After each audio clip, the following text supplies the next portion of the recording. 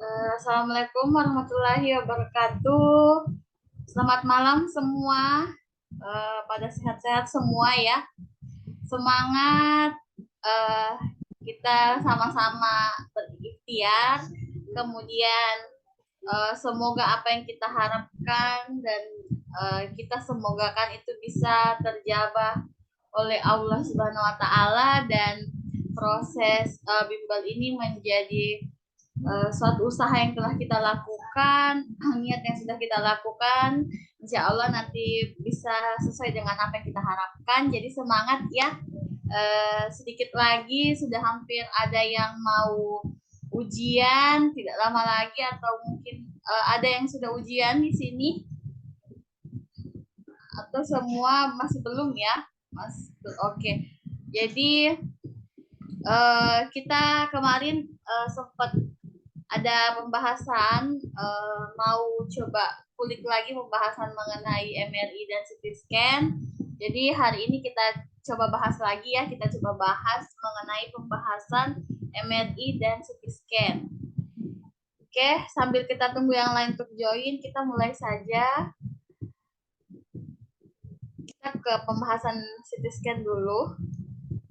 Sama untuk pelatihan kita latihannya satu soal itu 30 detik. Jadi boleh silahkan semuanya disiapkan alat tulisnya mungkin atau handphonenya untuk catat jawaban yang dipilih. Nanti kita bahas sama-sama lagi, kita cari jawaban yang benarnya. Oke, jadi silahkan ya disiapkan dulu.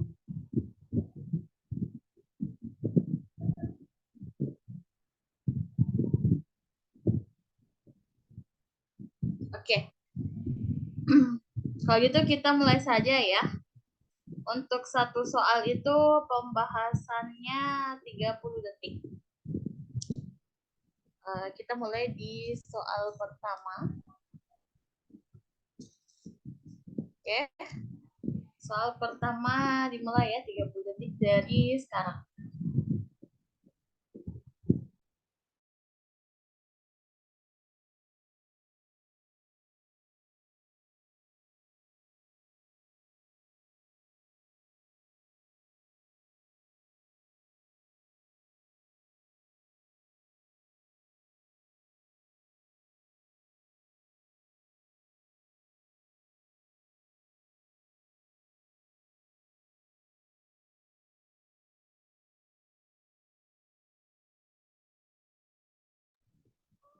Oke, selanjutnya di soal nomor 2.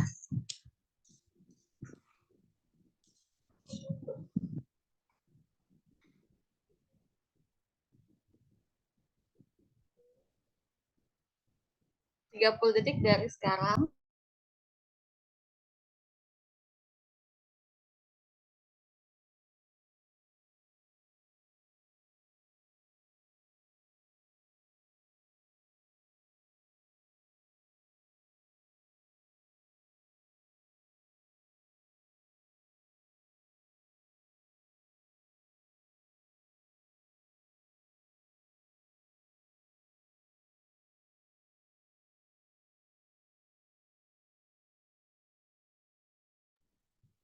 Selanjutnya soal nomor 3.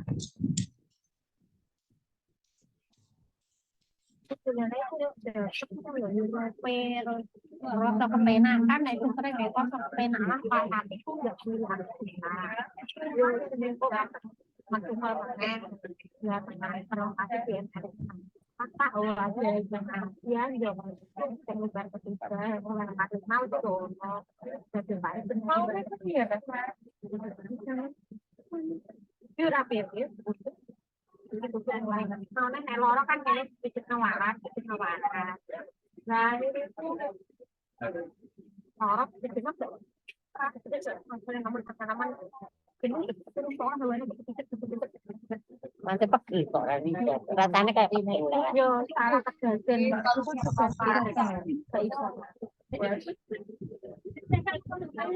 yo itu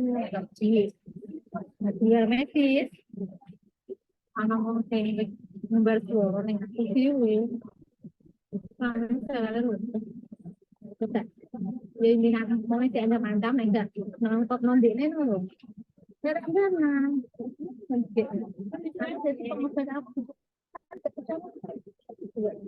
Ini tuh yang ya aku komentar. Jangan begitu. Jadi intinya mana lu orang tipu rau rau. Tipe namanya kesleo. Yo itu mau tapi ono nganu nenek awalnya malah dari orang ngomong relatif dia dokternya itu pun ngomong ini nek itu pulangnya tuh bisa kembali berpuasa dan tua ini dokter nenek kan bisa itu namanya orang itu yang kembali ini kira aku mau nih malah ini kayak sampai kami tuh sampai ibu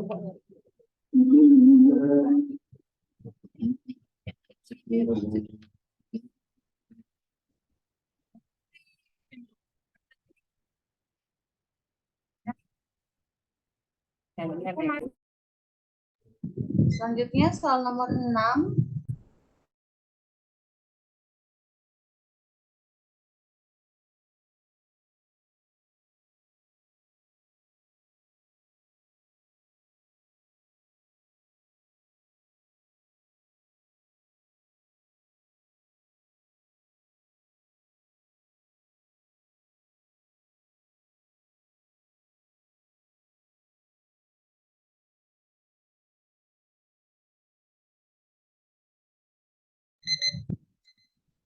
Oke, selanjutnya soal nomor 7.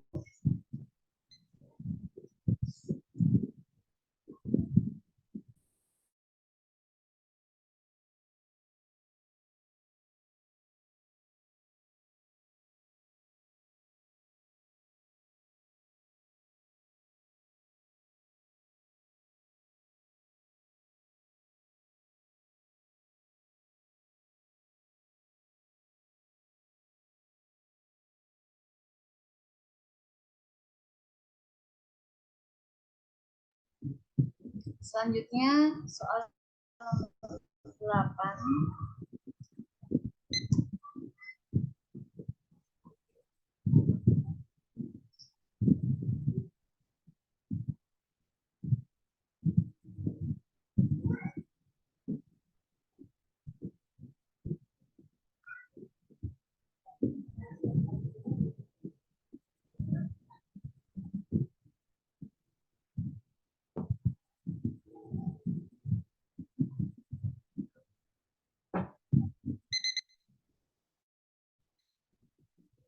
Selanjutnya soal nomor 9.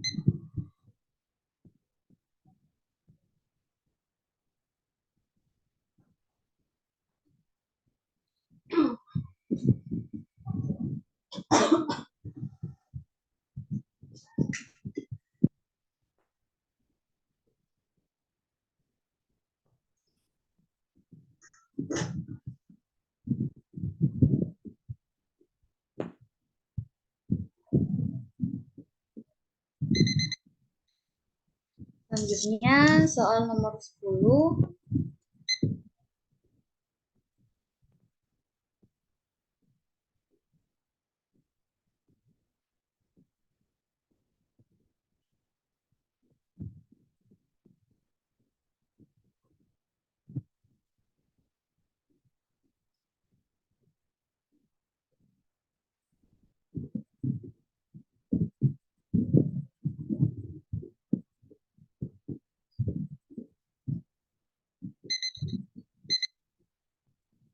Selanjutnya soal nomor 11.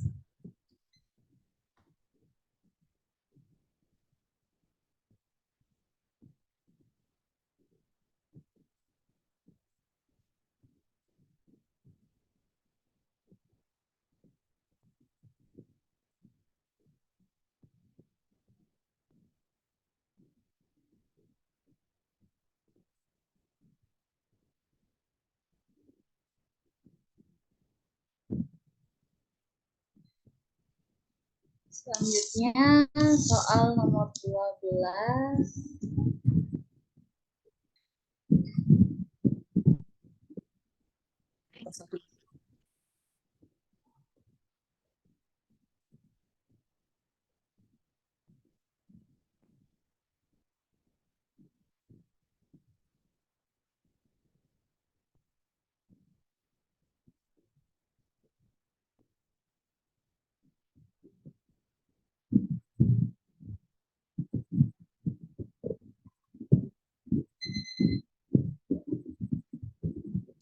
Selanjutnya soal nomor 13.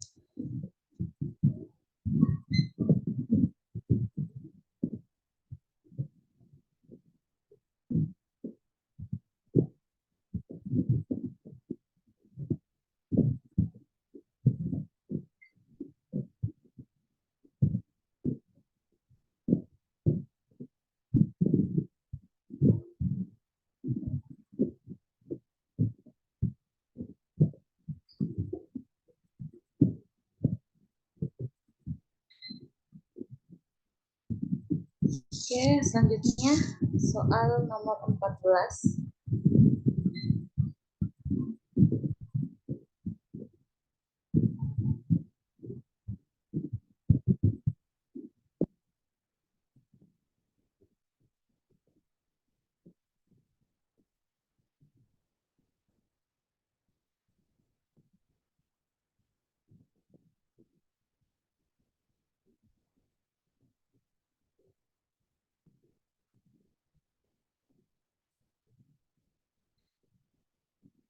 Selanjutnya soal nomor 15.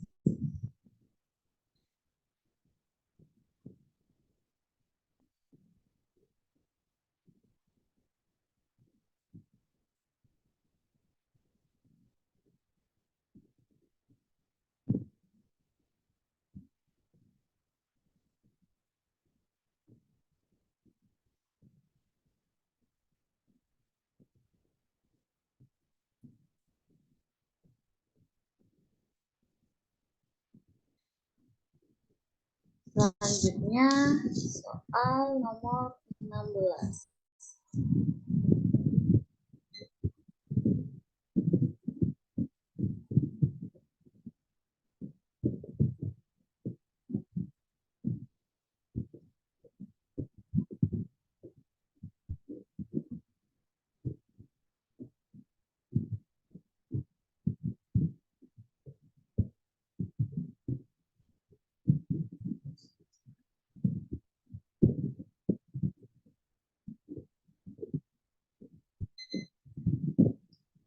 Selanjutnya nomor 17.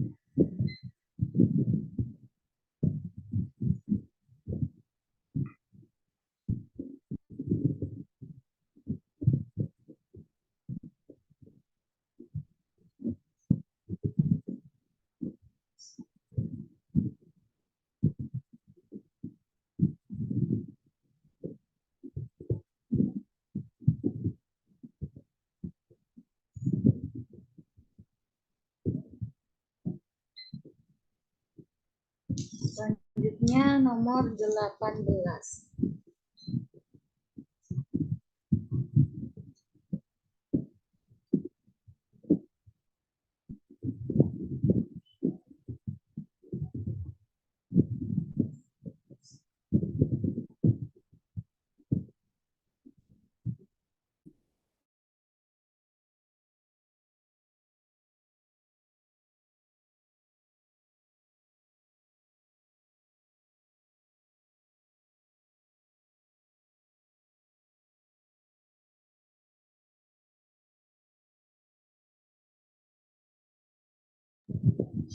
Selanjutnya soal nomor 19.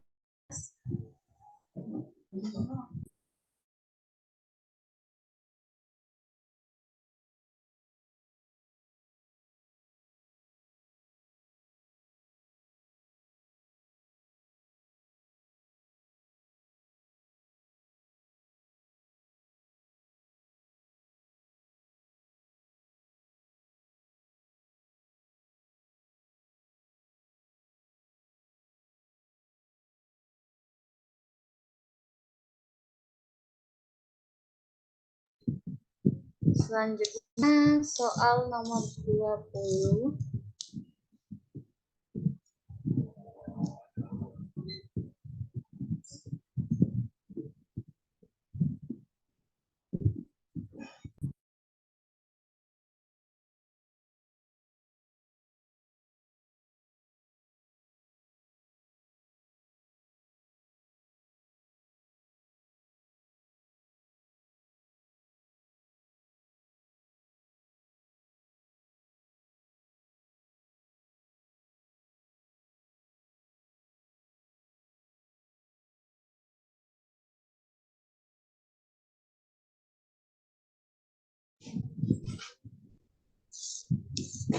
Selanjutnya soal nomor 21.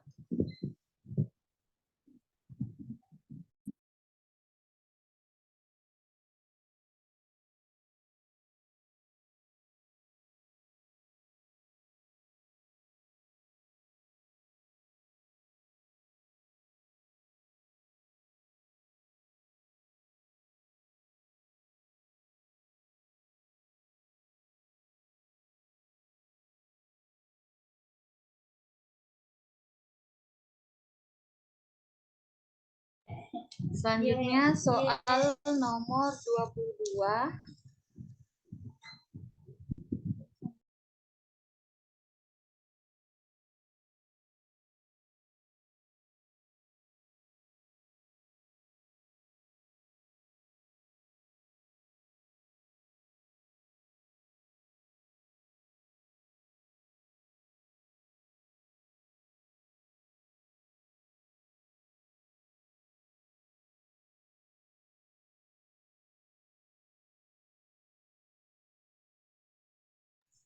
Selanjutnya soal nomor 23.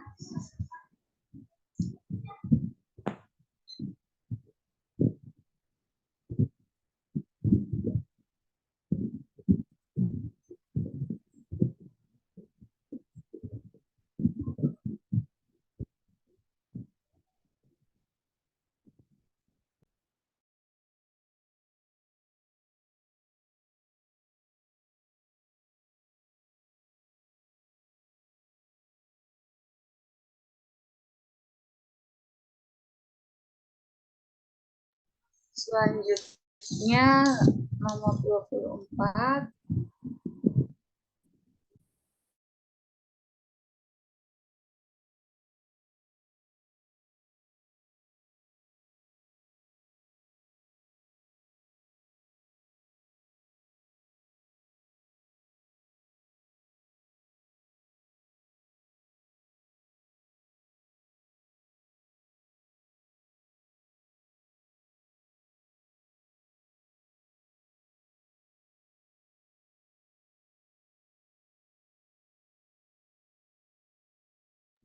Selanjutnya soal nomor 25.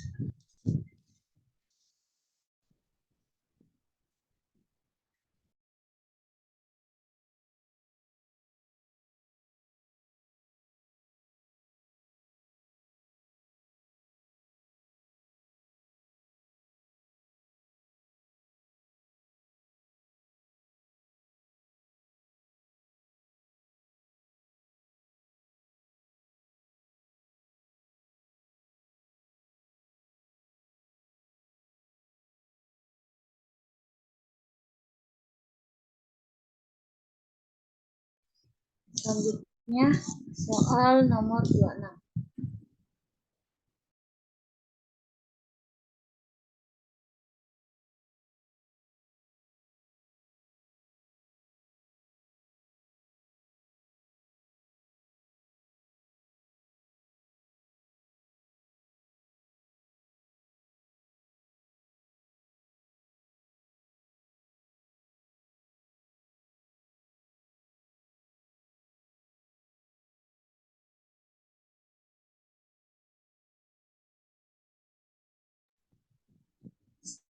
Selanjutnya nomor 27.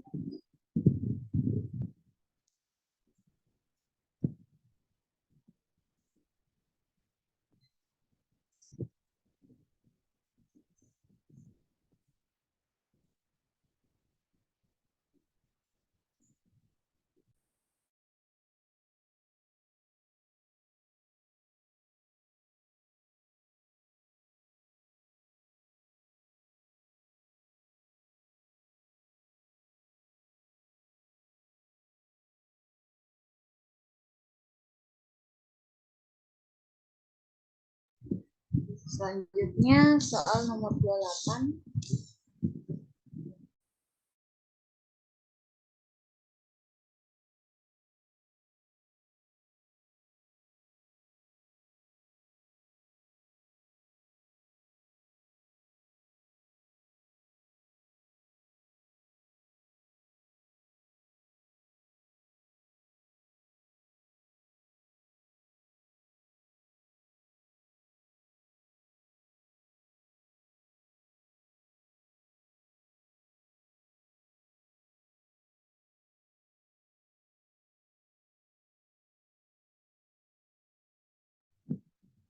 Selanjutnya soal nomor 29.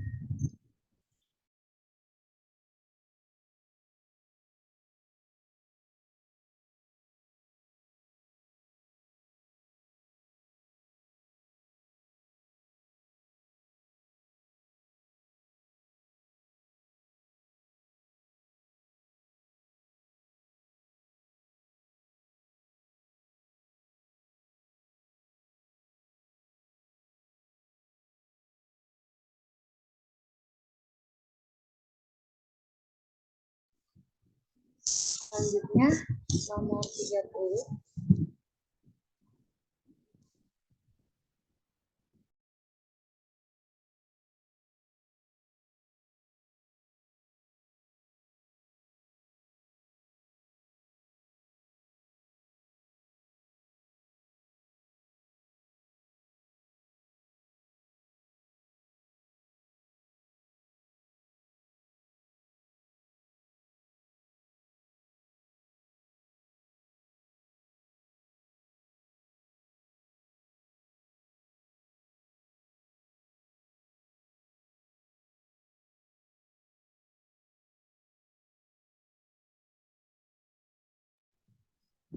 Oke, selesai untuk seri CT scan ya. Sekarang kita langsung lanjut ke MRI dulu ya, baru nanti kita sekalian bahas dan cari jawaban benarnya.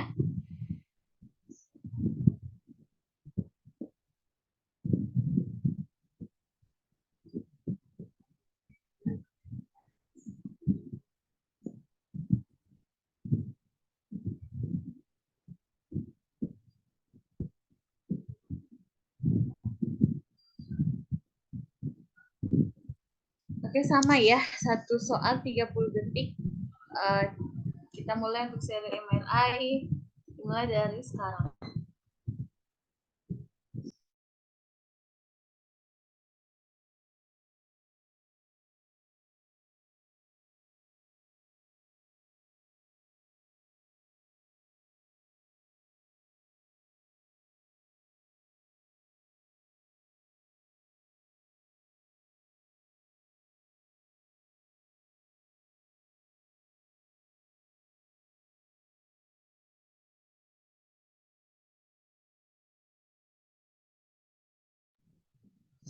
Selanjutnya soal nomor 2.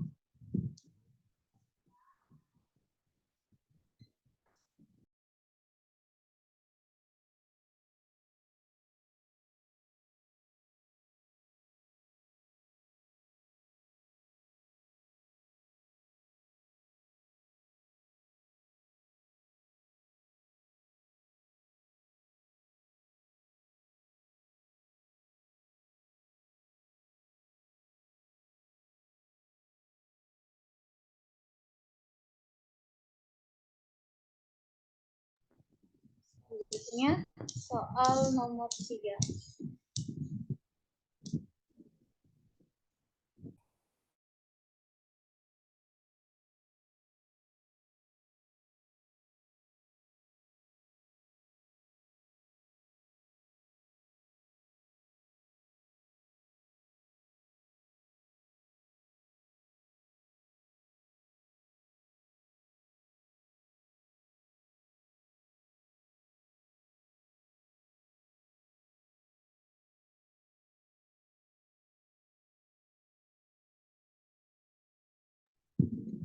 Selanjutnya soal nomor 4.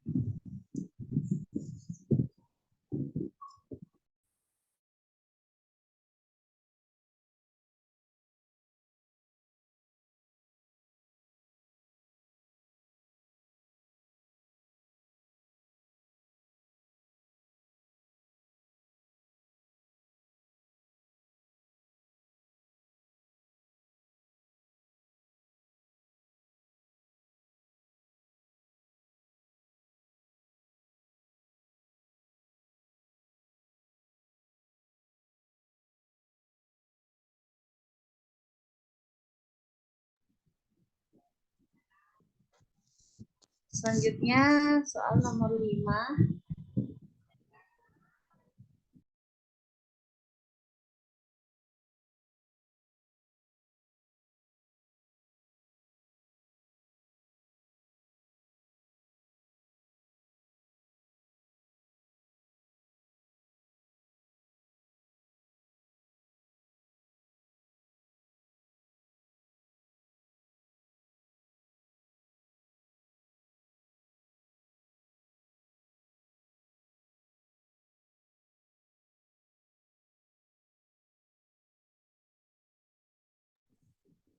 Selanjutnya soal nomor 6.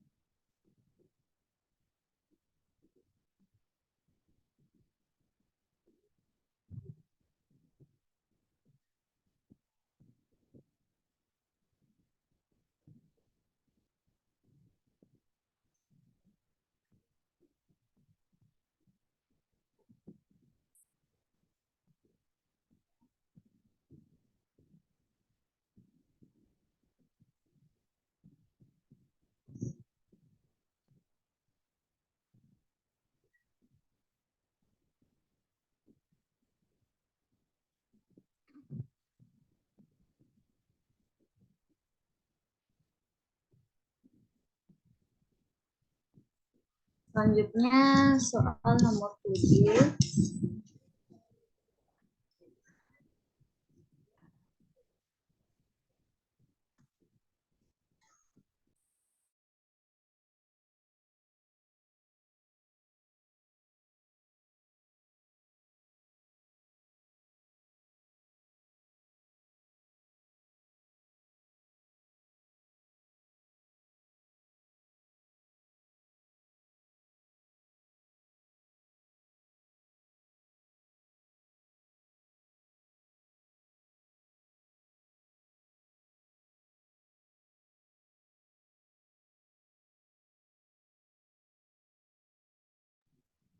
Selanjutnya soal nomor 8.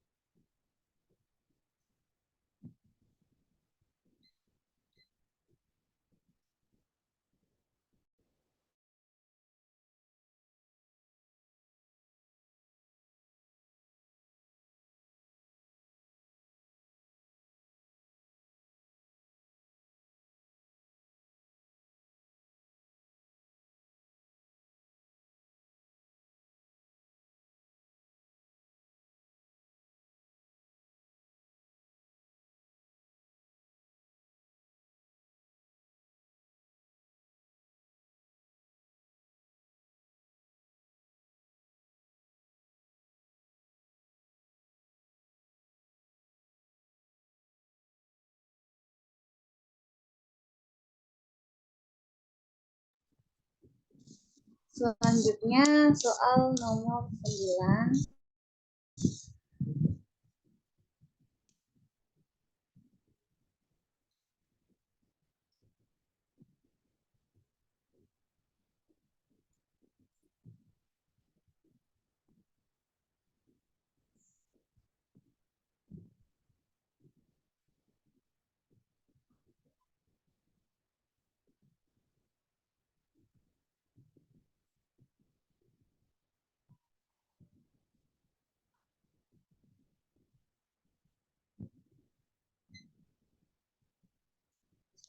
Ya, soal nomor 10.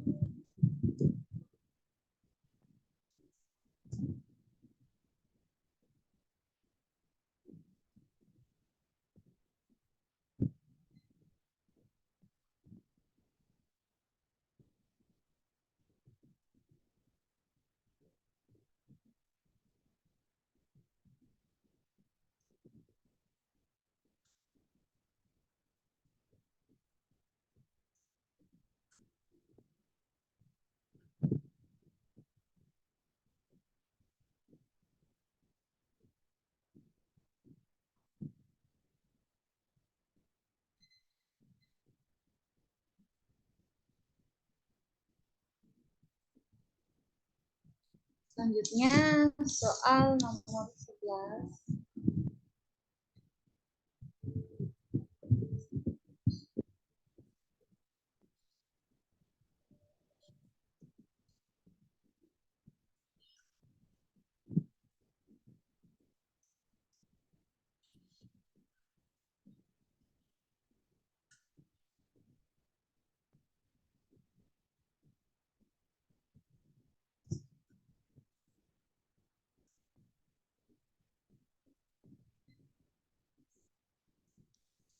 Selanjutnya soal nomor 12.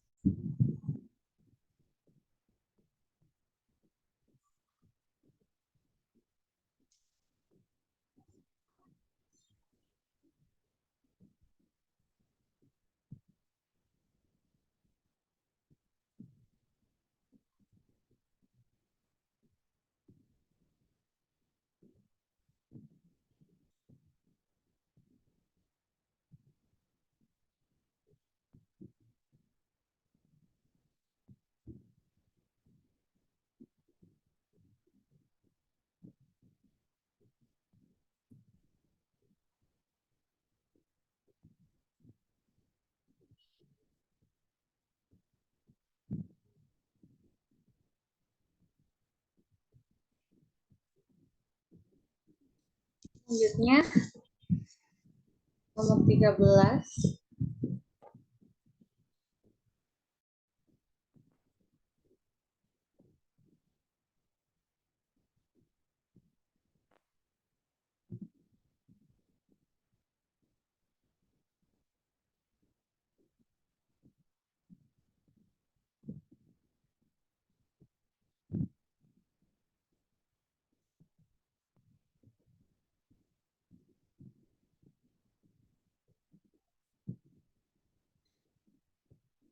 Selanjutnya soal nomor 14.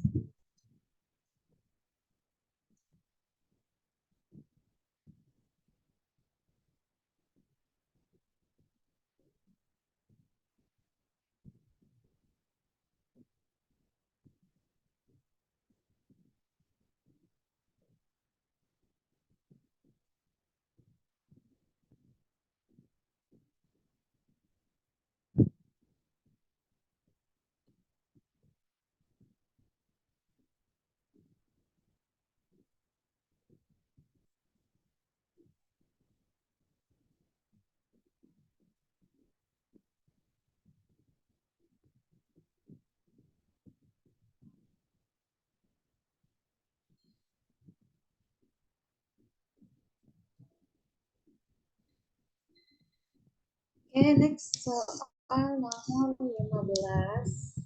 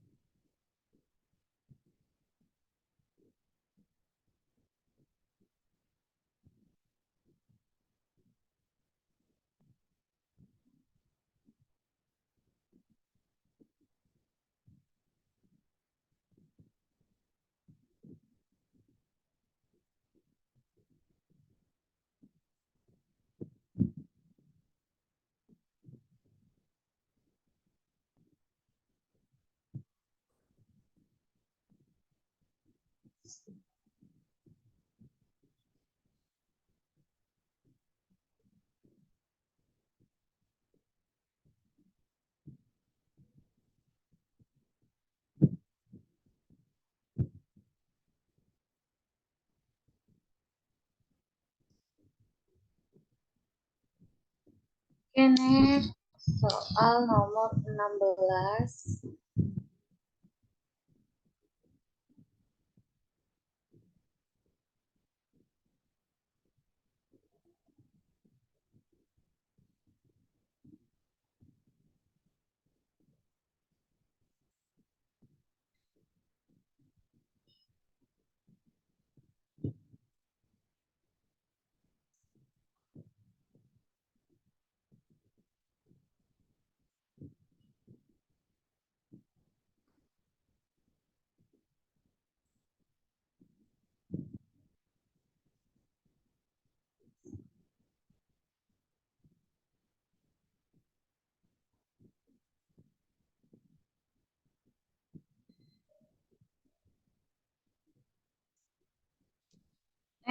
Soal nomor 17.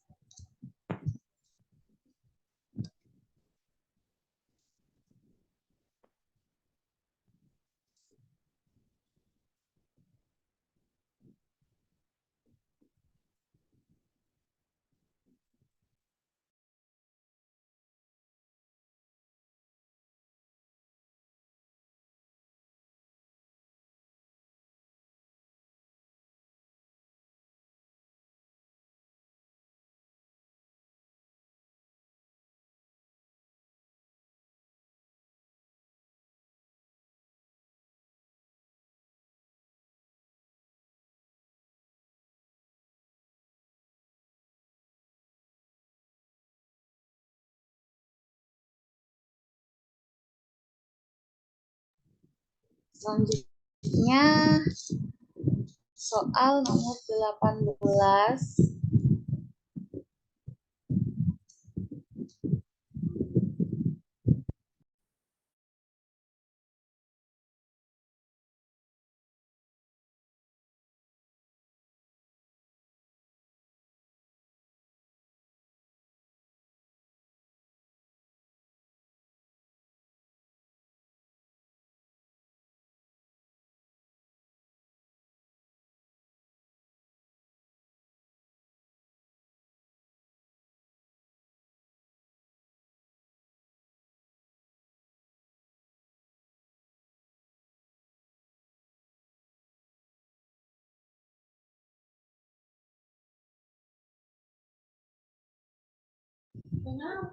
Selanjutnya soal nomor 19.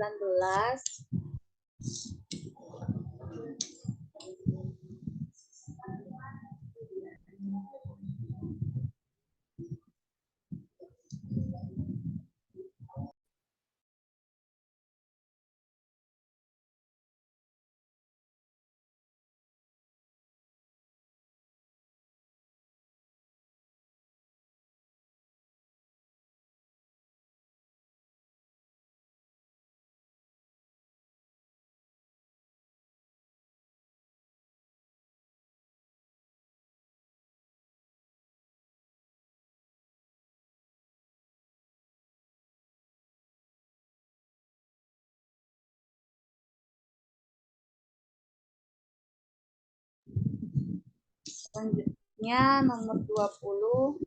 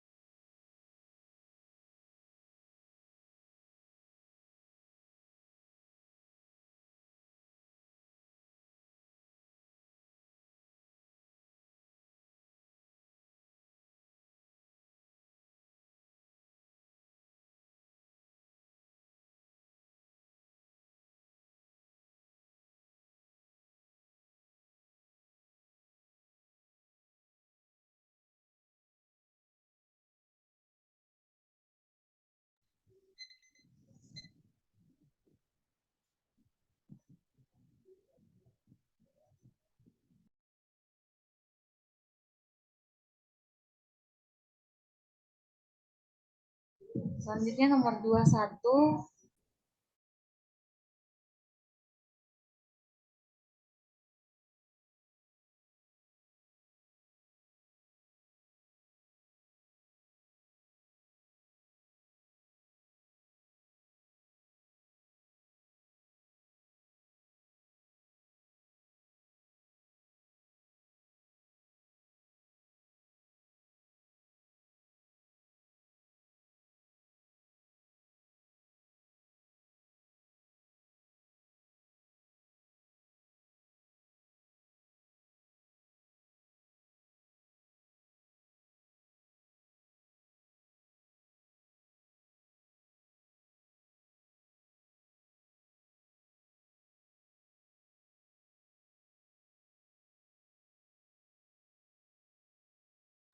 Selanjutnya nomor 22.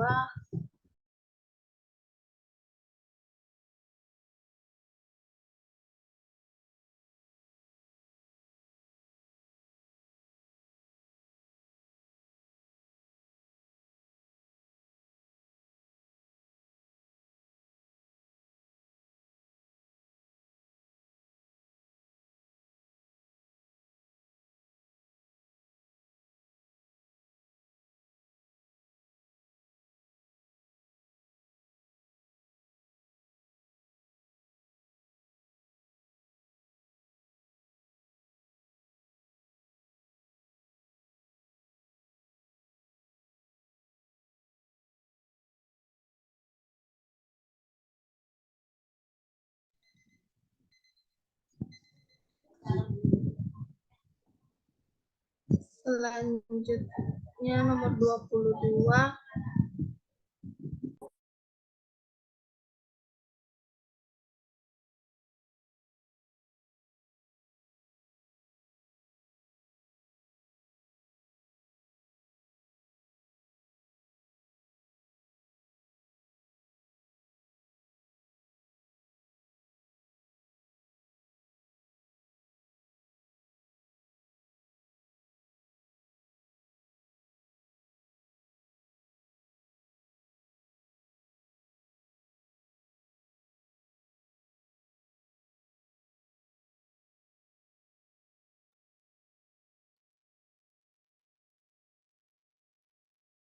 Selanjutnya nomor 23.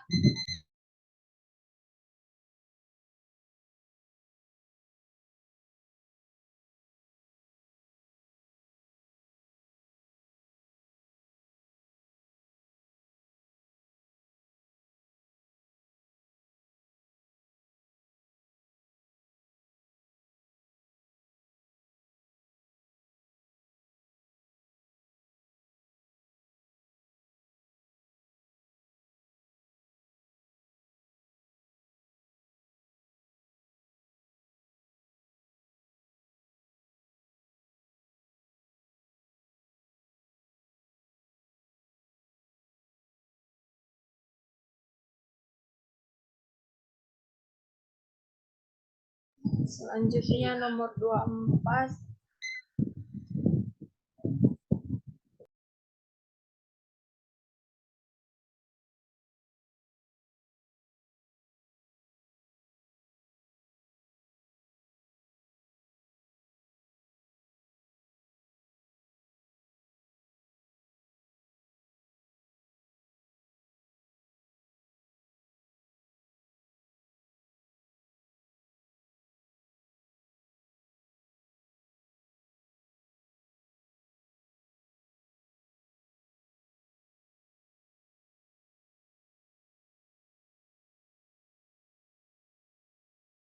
Selanjutnya nomor 25.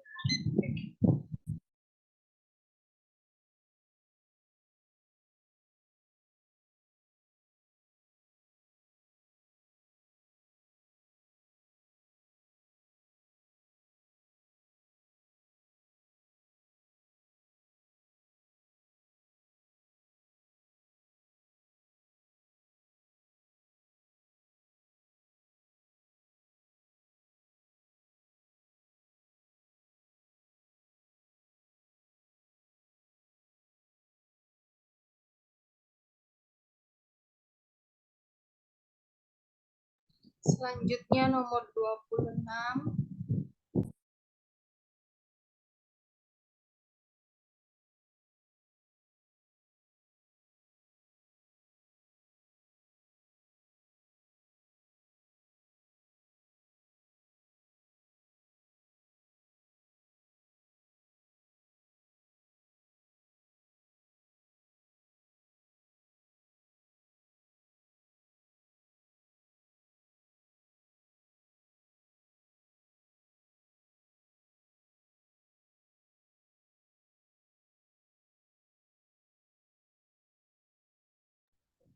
Selanjutnya nomor 27.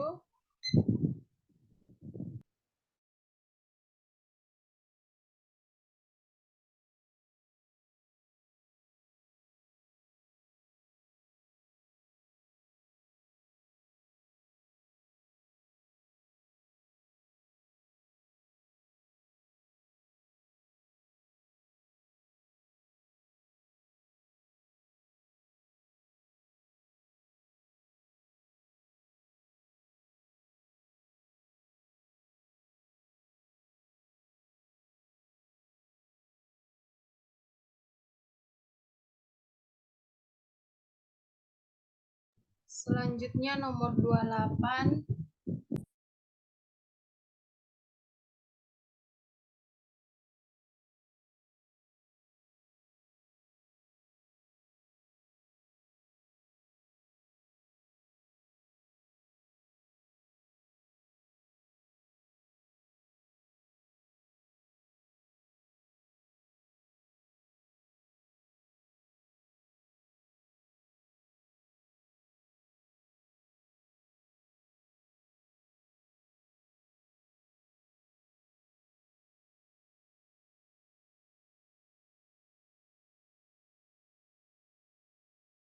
Selanjutnya nomor 29.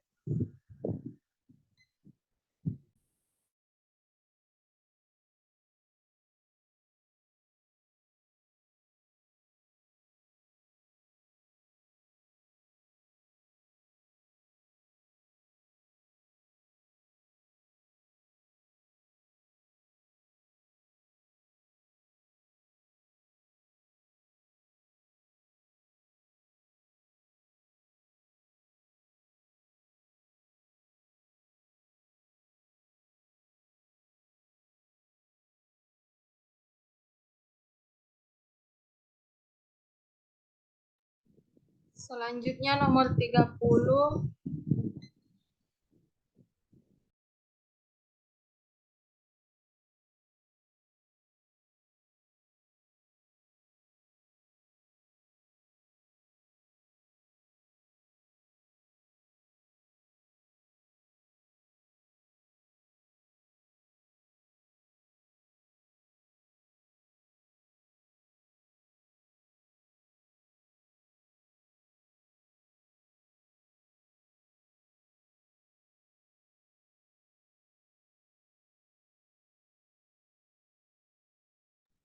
Selanjutnya nomor 31.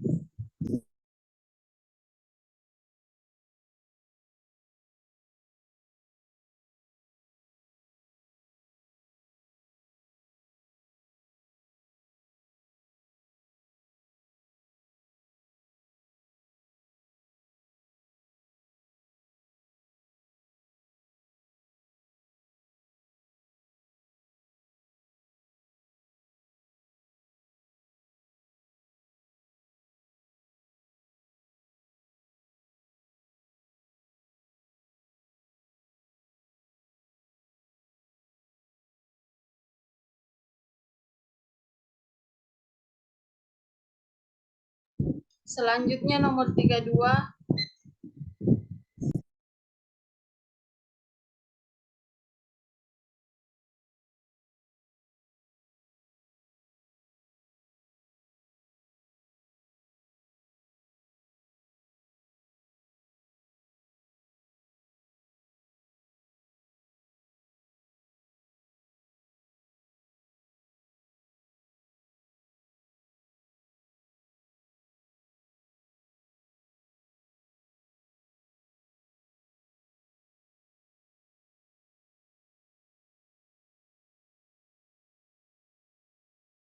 Selanjutnya nomor 33.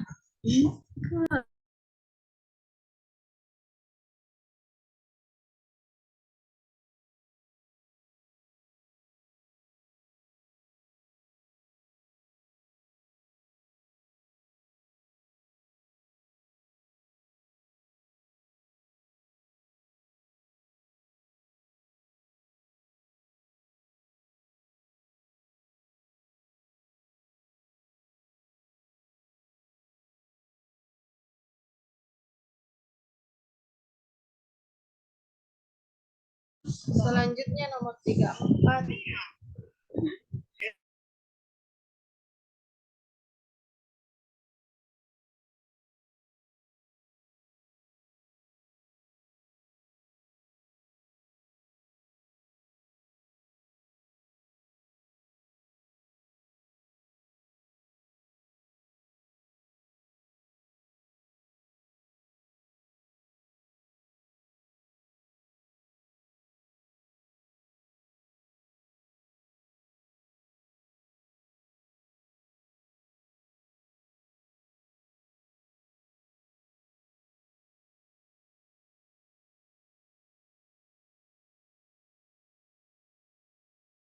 Selanjutnya nomor 35.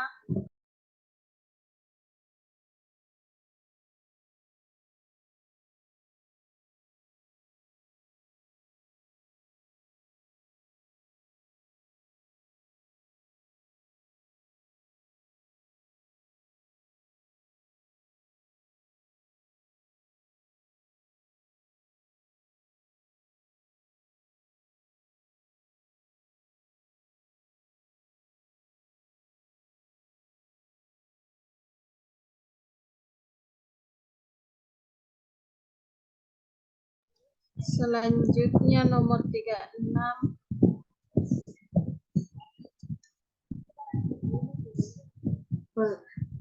Masalahnya Bu harus registrasi tuh Kak.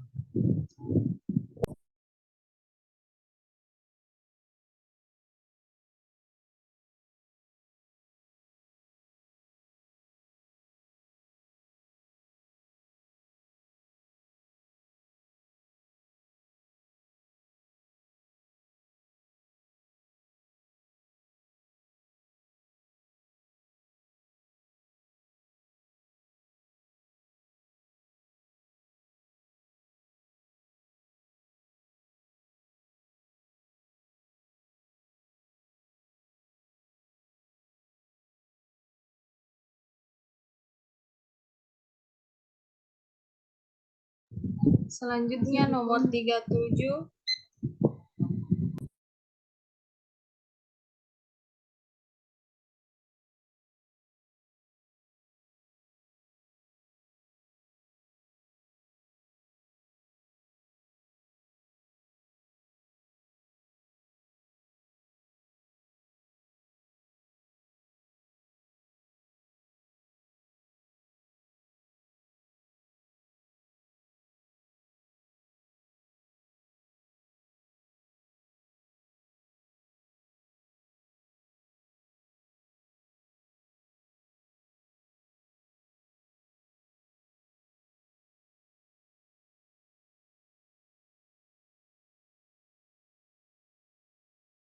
Selanjutnya nomor 38.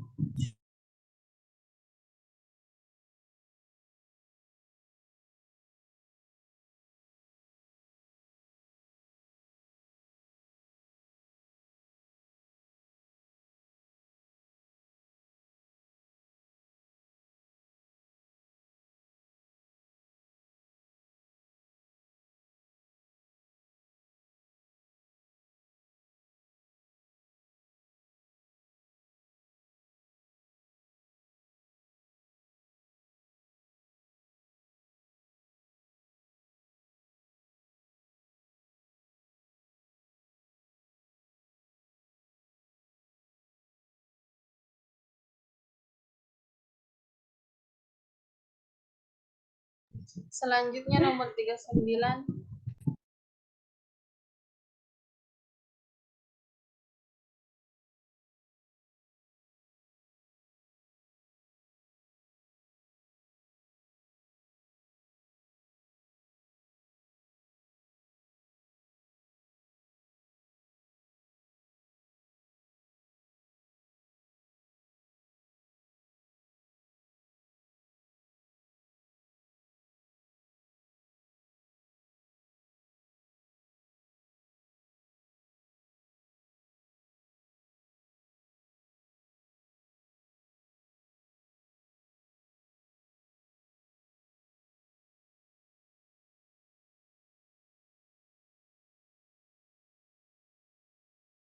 Selanjutnya nomor 40.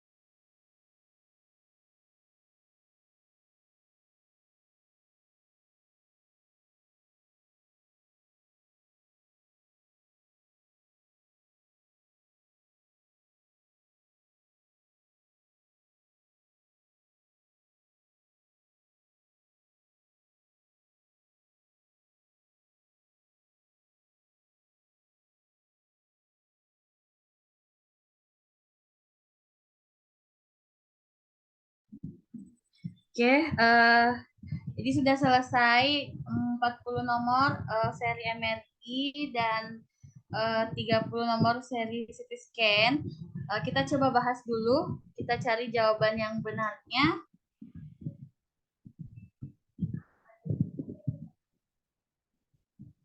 Kita ke soal seri CT scan dulu.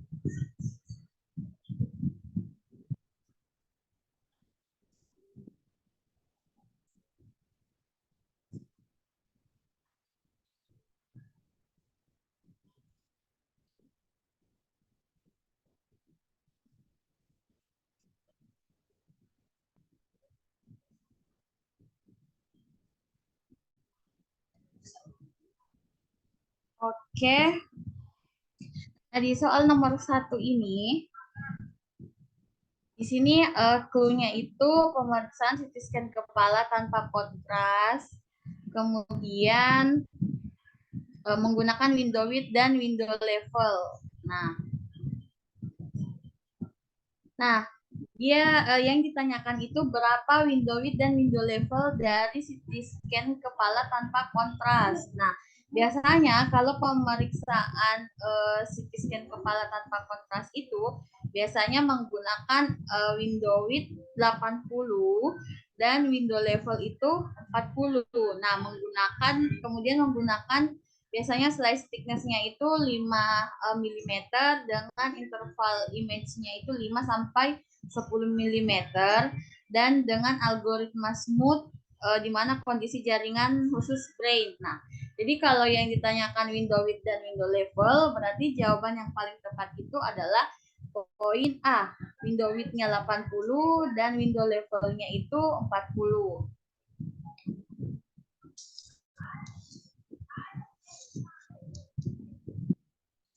Oke, selanjutnya di soal nomor 2. Nah, di sini clue-nya itu pada CT scan kepala dengan klinis CKR atau CKB. Nah, biasanya itu diberi kondisi tulang yang memiliki nilai window width dan window level sebesar.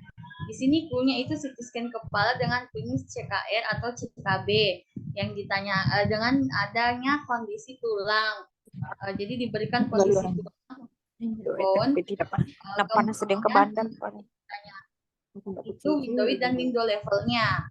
Berarti kalau CT scan kepala ya berarti kalau dia dalam segi pengaturan untuk kondisi tulang, biasanya kalau window width itu ini 1.500 dan window levelnya itu 400 kalau kita pakai kondisi tulang.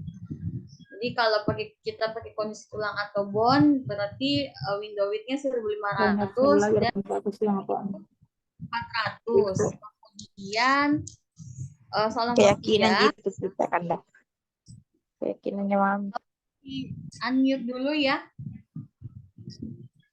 Oke, kemudian soal nomor 3. Di sini punya itu pemeriksaan CT brain dengan kontras. Kemudian yang ditanyakan itu berapa jumlah kontras media positif untuk pasien dewasa yang digunakan itu berapa untuk pasien CT brain dengan kontras. Jadi kalau jadi pada pemeriksaan CT brain itu kan sebenarnya kontras media yang digunakan untuk pemeriksaan khususnya untuk pasien dewasa itu biasanya sebanyak 40 sampai 50 cc.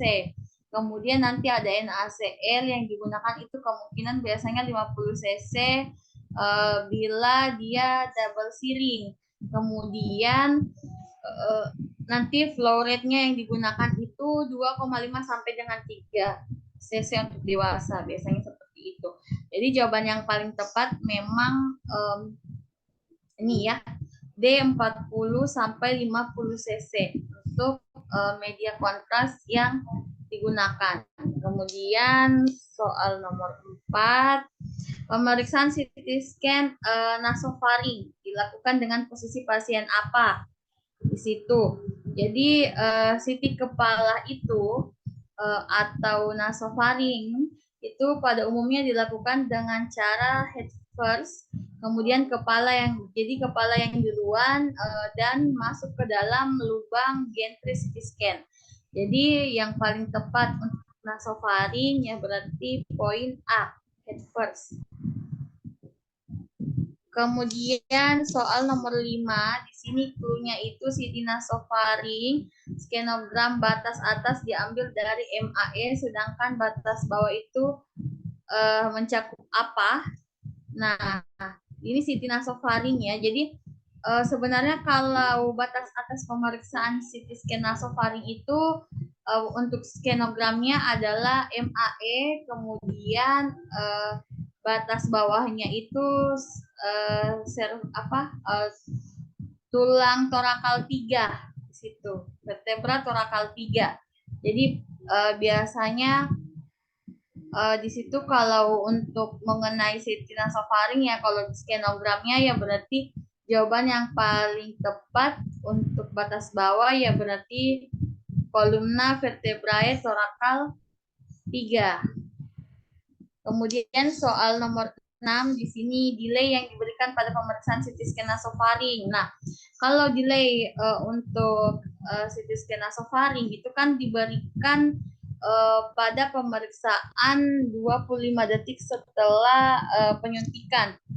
Jadi memang jadi setelah penyuntikan media ini jadi biasanya untuk kontrasnya 20 sampai 25 kontras. Lalu dilakukanlah tekan tombol scan bersamaan dengan tombol penyuntikan injektor.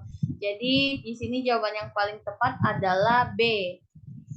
20 sampai 25 detik. Kemudian di soal nomor 7 di sini punya CT nasofaring tanpa kontras ya menggunakan filter algoritma. Nah, kondisi jaringan yang sama dengan kondisi jaringan laring yaitu berupa jadi kalau misalnya filter algoritma itu kan jaringan untuk jaringan laring ya biasanya kita pakainya ini kita pakai kondisi smooth karena ini untuk laring ya jadi kita pakai kondisi smooth. Nah soal nomor 8 di sini punya CT scan dengan kontras media kemudian melakukan pemeriksaan urium dan kreatinin, di mana urium dan kreatinin normal dan diperbolehkan untuk lanjut melakukan pemeriksaan CT scan. Nah, berapa nilai urium dan kreatinin normal untuk dilakukan pemeriksaan CT scan? Jadi kalau pemeriksaan daerah fungsi ginjal, yaitu urium dan kreatinin normal itu dapat dianjurkan untuk CT scan pemeriksaan itu di mana nilai urium itu 20 sampai 40 dan kreatinin itu 0,5 sampai 1,4. Jadi jawaban yang paling tepat itu adalah A. Jadi jawaban yang paling tepatnya adalah A.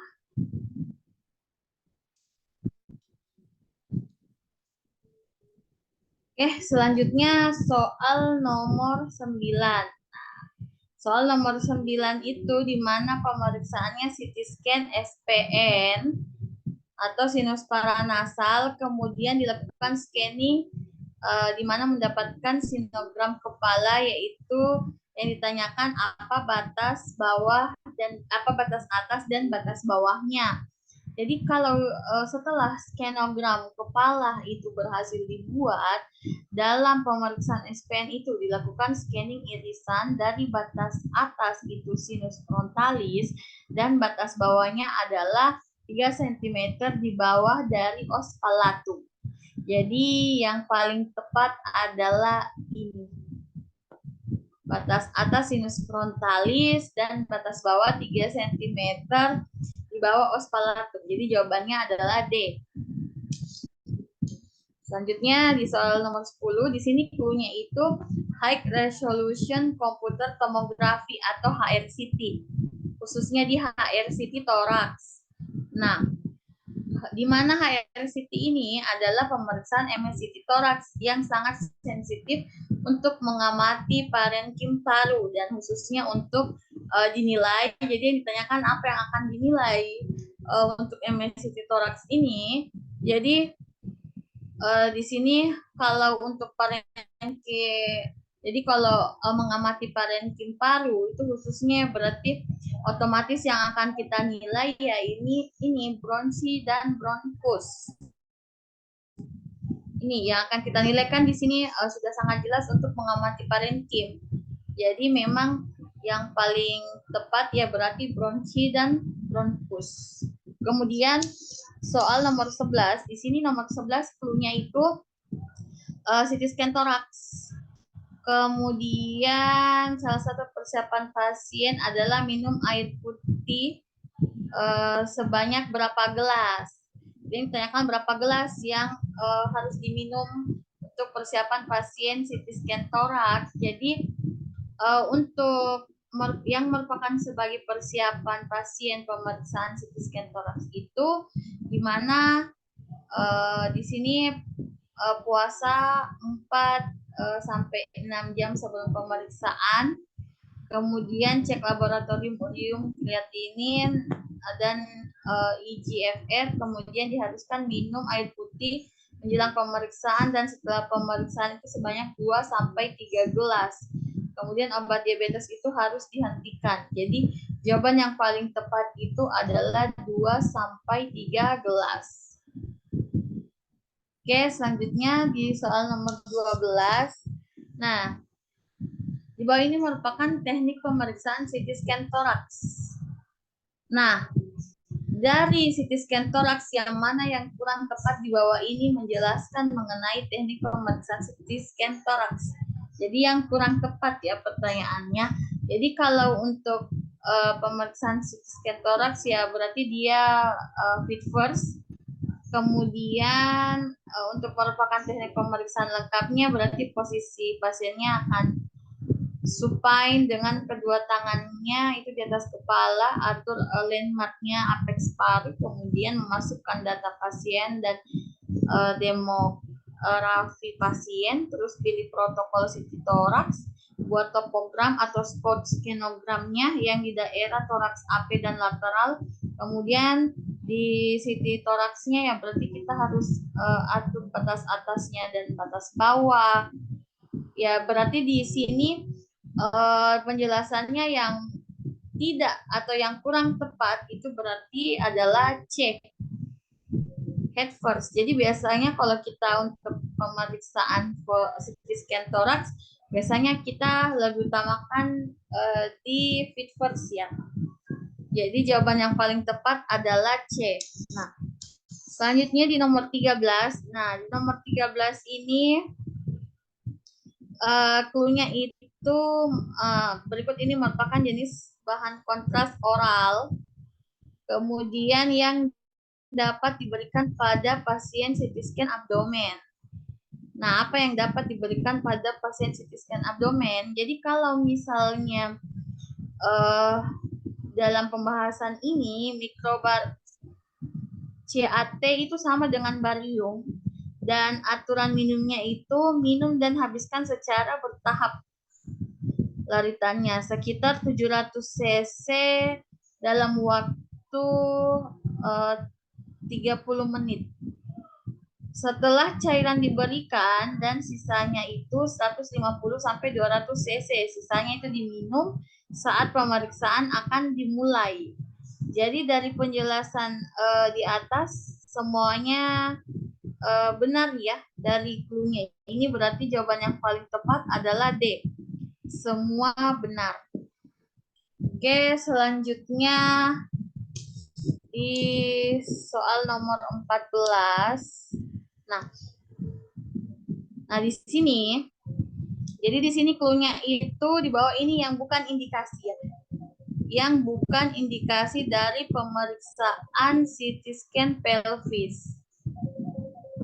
Nah, jadi di antara penjelasan ini, yang mana yang bukan indikasi dari pemeriksaan CT scan pelvis. Nah, clue-nya di sini kan, jadi kalau space coating lesion itu, jadi di mana intrakranialnya itu kan adalah merupakan suatu indikasi pada pemeriksaan CT scan kepala ya, dan di mana juga SOL ini adalah lesi fisik substansial seperti neoplasma, terus pendarahan, granuloma yang menempati ruang di situ. Kemudian SOL ini atau space occupying lesion ini dia intrakranialnya didefinisikan sebagai neoplasma, di mana neoplasmanya jinak atau ganas, terus primer atau sekunder, serta hematoma atau malformasi vaskuler yang terletak di dalam rongga tengkorak di situ. Jadi dari clue di sini yang paling tepat adalah SOL intrakranial yang bukan merupakan indikasi, karena SOL ini dia berada di indikasi pemeriksaan CT scan kepala, sedangkan yang ditanyakan itu indikasi CT scan pelvis. Jadi jawaban yang paling tepat adalah D, SOL intrakranial. Selanjutnya di soal nomor 15, di sini pada CT scan pelvis ya, di bawah di batas atas dan batas bawah dari CT scan pelvis. Oke, batas atas dan batas bawahnya CT scan pelvis berarti sudah sangat jelas kalau batas atasnya itu vertebra lumbal 4 dan batas bawahnya itu sepertiga proksimal femur. Itu yang paling tepat untuk CT scan pelvis. Kemudian nomor 16. Nah, kalau untuk nomor 16 ini, di sini kan punya itu post processing pada pemeriksaan CT scan pelvis. Nah, kemudian membuat rekonstruksi atau rekonnya itu 0,5 sampai 1,5 mm. Kemudian algoritma yang ditanyakan untuk penggambaran MPR-nya itu apa? Jadi kalau untuk menggambarkan MPR itu atau multiplanar reconstruction itu dan juga 3D-nya itu harus dibuat algoritma soft tissue, di mana slice thickness-nya itu 3 sampai 5 mm dan bone-nya bone untuk slice thickness-nya 5 mm pada pemeriksaan CT pelvis.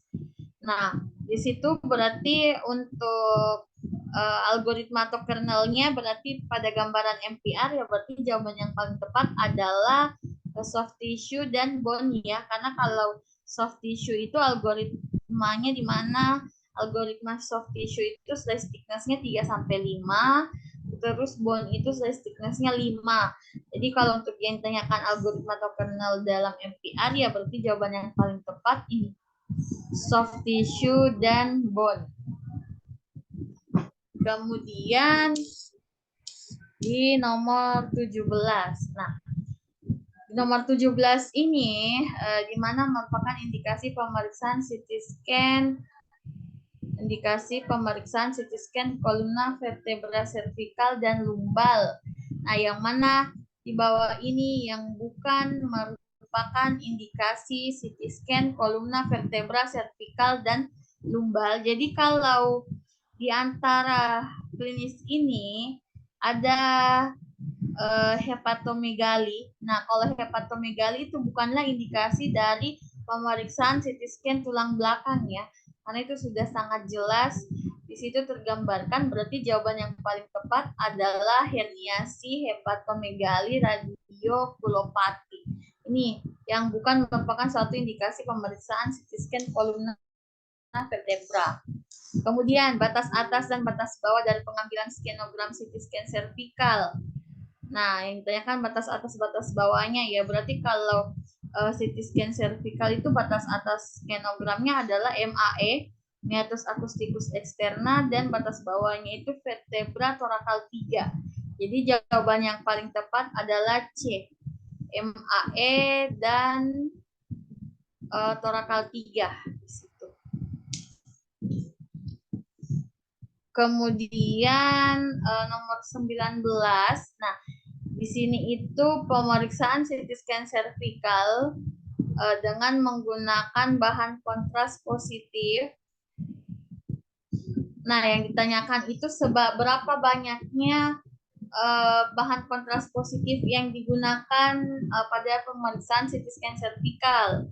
Nah, jadi kalau pemeriksaan CT scan servikal dengan menggunakan bahan kontras positif itu sebanyak 40-50 cc untuk dewasa.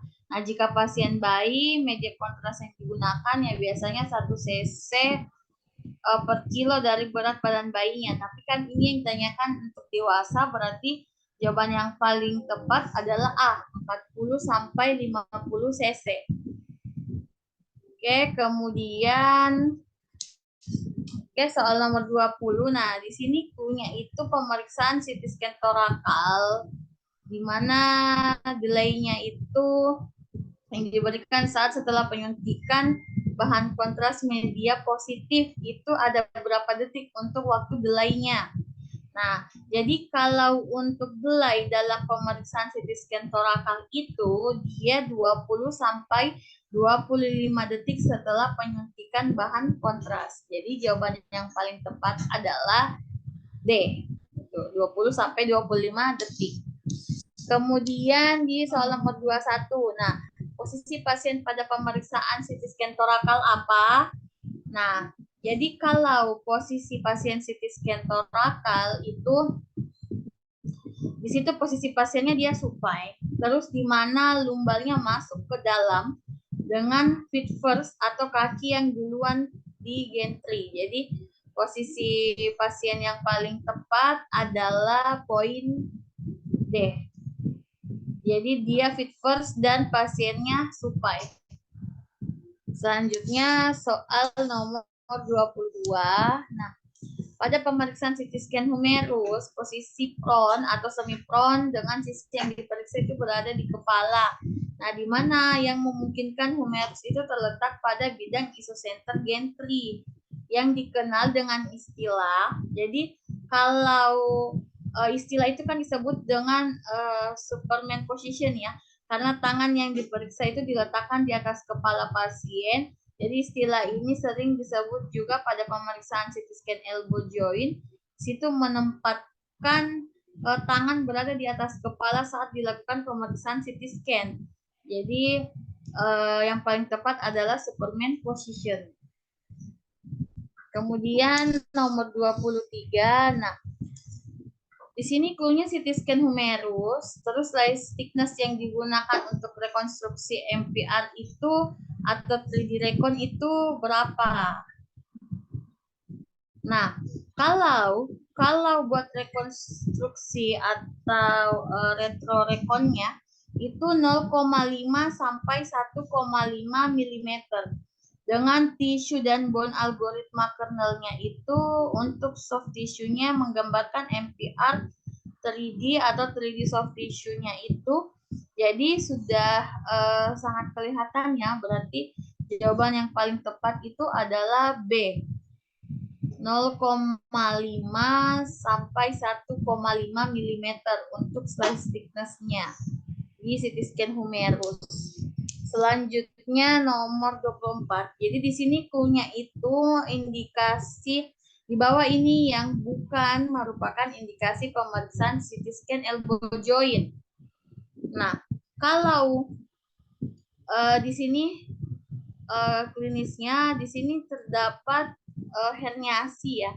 Nah, kalau dia herniasi bukanlah suatu indikasi dari pemeriksaan CT scan elbow joint, tapi lebih ke pemeriksaan tulang belakang. Jadi yang paling tepat yang bukan merupakan indikasi pemeriksaan CT scan elbow ya osteoporosis dan herniasi, karena herniasi itu lebih mengarah ke indikasi pemeriksaan tulang belakang. Selanjutnya nomor 25. Nah, di sini pemeriksaan CT scan femur. Kemudian di bawah ini merupakan, apakah batas atas dan batas bawah dari pemeriksaan CT scan femurnya? Jadi kalau untuk batas atas dan batas bawah pemeriksaan CT scan femur itu di mana batas atasnya itu sias dan batas bawahnya itu 5 sampai 10 cm proksimal dari tulang tibia dan fibula. Jadi yang paling tepat itu adalah ini. A. Sias dan 5 sampai 10 cm proksimal osta kruris. Kemudian nomor 26. Nah, kalau di nomor 26 ini di mana clue-nya itu indikasi yang bukan merupakan indikasi pemeriksaan CTE abdominal. Nah, jadi kalau di sini ada osteonekrosis ya. Jadi kalau osteonekrosis bukanlah suatu indikasi pemeriksaan CTE abdominal. Jadi osteonekrosis itu merupakan indikasi pemeriksaan CT scan ekstremitas gitu. Jadi jawaban yang paling tepat adalah A. Osteonekrosis dan iskemia mesenterium. Oke, selanjutnya nomor 27. Nah, di sini pada pemeriksaan CTE abdominal, salah satu kriteria gambar CT scan yang baik adalah di mana kontras enhance-nya itu pada daerah aorta. Nah, yang ditanyakan itu pada daerah aorta yang akan mencapai nilai HU berapa. Jadi kalau ini kan kriteria gambaran CT abdominal yang baik ya, di mana memang kontras enhance-nya itu pada daerah aorta yang bisa mencapai 350 HU. Dan kontrasnya itu mengisi aorta abdominal sampai ke arteri liaka komunis kanan dan kiri, dan tidak ada pembuluh darah yang terpotong di situ. Jadi yang paling tepat adalah 350 HU. Kemudian nomor 28, nah di sini clue-nya itu di mana bahan kontras media yang diberikan pada pemeriksaan abdominal itu dengan dual injektor siring. Nah, dual injektor siring adalah, jadi dual injektor siringnya itu ada seberapa banyak untuk mengenai media kontras yang digunakan. Jadi di sini berarti kalau persiapan injektor pada pemeriksaan CT abdominal semuanya sebenarnya benar, tetapi jika ditanyakan bahan kontras media yang digunakan, berarti hanyalah iodin 70 sampai 80 cc, di mana memang atau 1 cc kilogram BB, di mana memang flow rate-nya itu 5 sampai 6 cc, dan pressure atau tekanan siringnya itu sebesar 325 PSI, dan pasang 4 lainnya itu dengan infus jarum 18 sampai 20. Jadi jawaban yang paling tepat adalah D. A dan B itu benar. Selanjutnya di nomor 29 di sini di mana batas atas dan batas bawah skenogram pemeriksaan CTE abdominal. Jadi batas atas dan batas bawahnya skenogramnya CTE abdominal adalah, berarti sudah jelas ya bahwa memang batas atasnya upper liver dan lower symphysis pubis. Itu jawaban yang paling tepat. Kemudian di nomor 30 di sini clue-nya itu mengkalkulasi volume atau densitas pada pembuluh darah arteri jantung yang mengalami proses kalsifikasi di sini. Nah, yaitu dengan menilai banyaknya kalsium, jadi menilai banyaknya kalsium pada pembuluh darah arteri jantung. Disebut dengan kalsium score, atau nama lainnya adalah, jadi yang ditanyakan itu nama lain dari kalsium score ya. Jadi kalau nama lain kalsium score biasanya disebut dengan Agatston score. Jadi jawaban yang paling tepat adalah B. Nama lain kalsium score itu Agatston score. Jadi jawaban yang paling tepat adalah B. Seperti itu. Itu untuk seri CT scan ya. Oke, selanjutnya kita ke seri MRI. Disilahkan dikalkulasi untuk jumlah benar di seri CT scan. Sekarang kita ke seri MRI.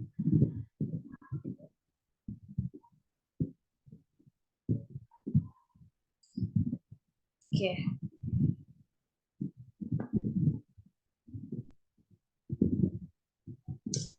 Nah, di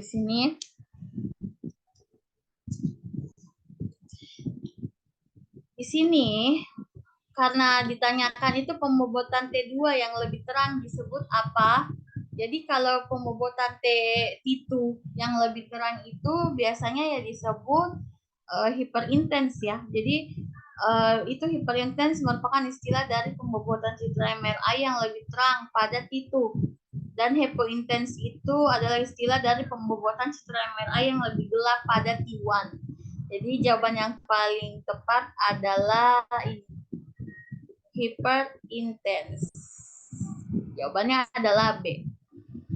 Kemudian nomor 2 di sini. Nah, di sini yang ditanyakan itu di mana di antara ilmuwan tersebut ada yang berasal dari Harvard University.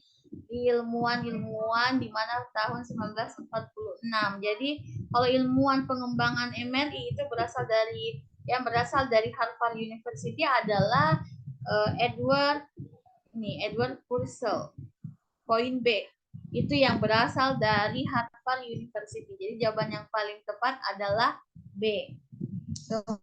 Kemudian nomor 3. Nah, nomor 3 ini yang ditanyakan kan yang merupakan 5 penyokong utama sistem MRL ya. Jadi kalau 5 penyokong utama sistem MRI, jadi 5 penyokong utama sistem MRI itu adalah magnet utama, gradient coil, coil transmitter, coil receiver, dan komputer. Jadi yang paling tepat adalah A.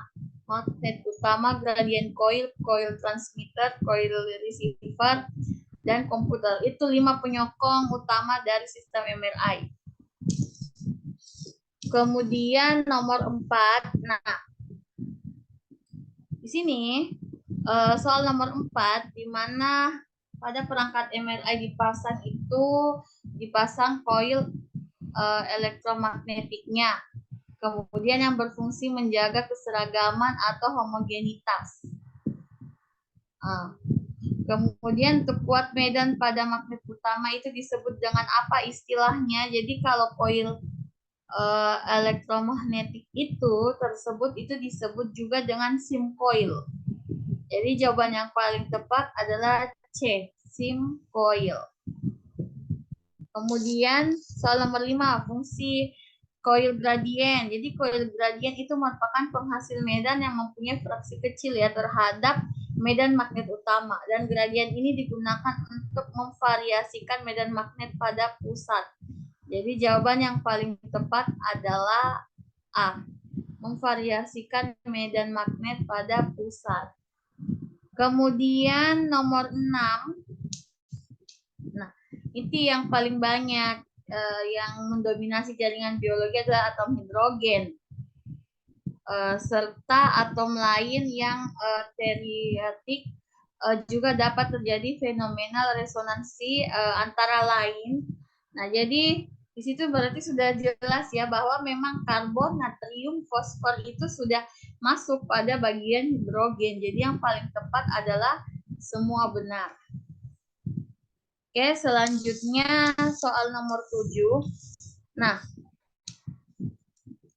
di sini di soal nomor 7 sebenarnya kalau magnetisasi sumbu Z itu kan disebut pula dengan magnetisasi longitudinal atau M sampai Z. Dimana sedangkan kalau magnetisasi XY itu M sampai XY disebut magnetisasi transversal. Jadi kalau dari pertanyaan ini berarti yang paling tepat adalah magnetisasi longitudinal. Jadi jawaban yang paling tepat adalah C. Selanjutnya soal nomor 8. Nah, soal nomor 8 ini jadi kalau besar nilai magnetisasi dari objek atau jaringan yang berada dalam medan magnet itu, medan magnet yang eksternal itu dia disebut linear. Jadi merupakan semakin besar nilai medan magnet eksternalnya, maka semakin besar juga nilai magnetisasinya. Jadi jawaban yang paling tepat adalah A. Di sini soal nomor 8. Next. soal nomor 9. Nah, soal nomor 9 ini kalau mengenai frekuensi presisi, presisi proton dan frekuensi presisi itu tergantung pada kuat medan magnetnya ya. Jadi apa yang disebut itu ya berarti dia merupakan suatu frekuensi Larmor. Jadi di mana presisi proton itu terpengaruh oleh besarnya kuat medan eksternal yang mengikuti persamaan Larmornya. Semakin besar medan eksternal maka semakin cepat juga presisi protonnya. Berarti jawaban yang paling tepat adalah frekuensi Larmor. Oke, selanjutnya soal nomor 10. Nah, soal nomor 10 ini di mana waktu rata untuk kembalinya magnetisasi ke sumbu longitudinal itu disebut pula dengan waktu relaksasi longitudinal T1 atau spin lattice dengan T1 itu didefinisikan sebagai waktu yang diperlukan untuk kembalinya 63% magnetisasi sepanjang sumbu longitudinal setelah pulsa 90 derajat. Jadi jawaban yang paling tepat adalah ini, spin lattice-nya.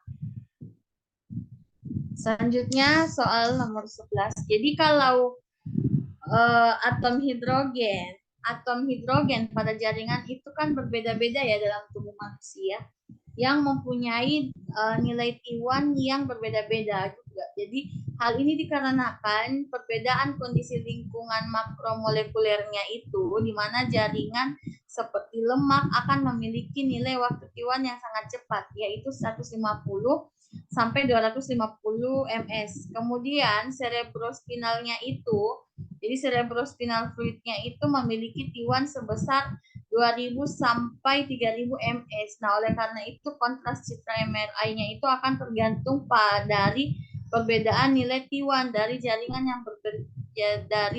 yang berbeda. Jadi di mana waktu T1 yang sangat cepat yaitu berarti 150 sampai 250 ms. Jadi jawabannya yang paling tepat adalah B. Selanjutnya soal nomor 12. Nah, kalau kehilangan koherensi fase itu dapat diakibatkan oleh dua sumber, yaitu intrinsik dan ekstrinsik.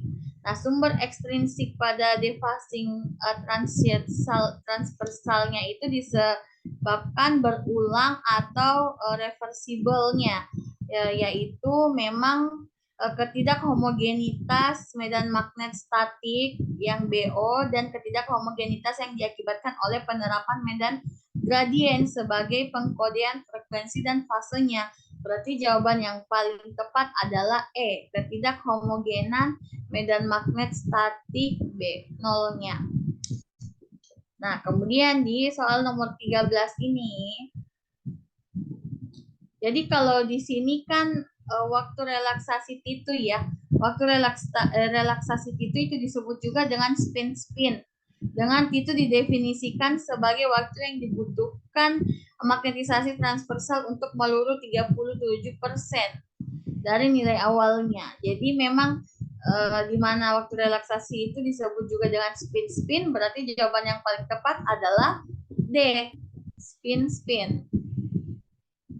Selanjutnya nomor 14. Nah, di nomor 14 ini sebenarnya kalau untuk segi banyaknya parameter yang akan mempengaruhi kontras citra MRI, yaitu memang parameter yang mempengaruhi yaitu ada dua kategori, yaitu parameter inherensi jaringan dan parameter teknis.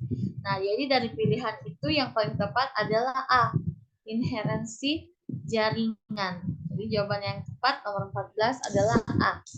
Nah, kalau di nomor 15 ini, kalau untuk waktu pengulangan antara pulsa sekuens satu dengan yang berikutnya itu disebut TR atau time repetition. Kemudian kalau TE itu atau time echo itu adalah waktu tengah antara pulsa G0 derajat dengan sinyal maksimum atau echo-nya. Jadi memang yang paling tepat di sini dari penjelasannya berarti adalah D, TR-nya time repetition. Selanjutnya nomor 16. Jadi kalau untuk nomor 16 ini, jadi kalau untuk pembobotan ya, untuk pembobotan T2 dalam pencitraan MRI, derajat kehitaman gambar dan dikontrol oleh, itu nantinya akan dikontrol oleh time echo dan T2. Jadi memang untuk pembobotan di situ, untuk pembobotan T2 dalam pencitraan MRI, ya di mana memang derajat kehitaman gambar akan dikontrol oleh TE dan T2. Jadi time echo dan T2-nya yang akan mengontrol.